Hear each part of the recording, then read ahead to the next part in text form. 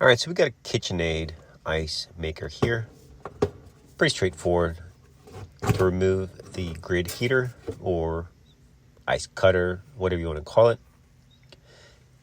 It's basically what happens if your ice machine is not making ice.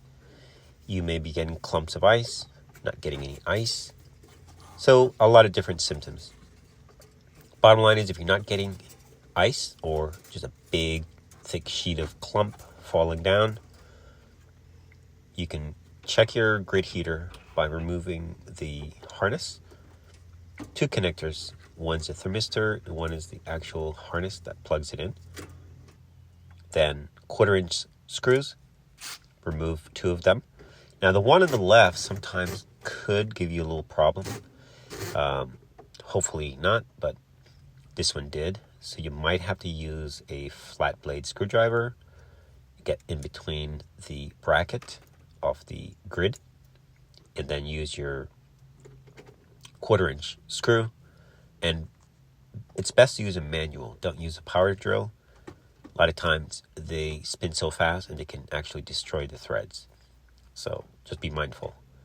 And then you have a spacer on the right side. Other than that, pretty straightforward. Now, on some of these heaters, you can replace the lines. I will have a video on doing that, but pretty straightforward. This customer just wanted me to replace the heater. A lot of times I do fix them, but other times you just take them out, put a new one in. So, which is what we did.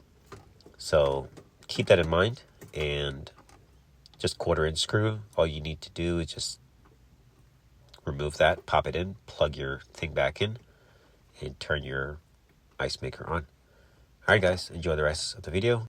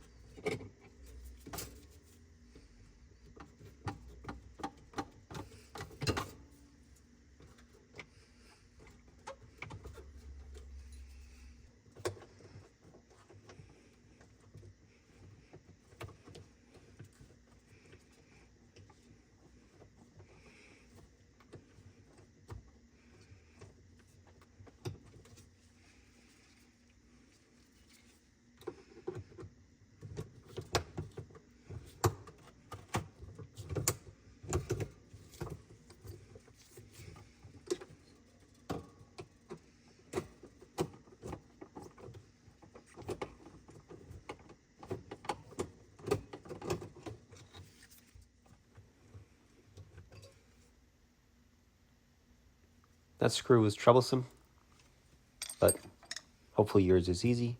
Now look at this grid heater. You can see how damaged it is.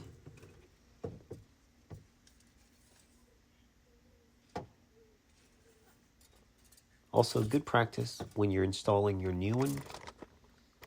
Don't touch the wires themselves. You want to keep them nice and clean. They do get hot, and any oils can cause them to overheat. So keep them nice and clean.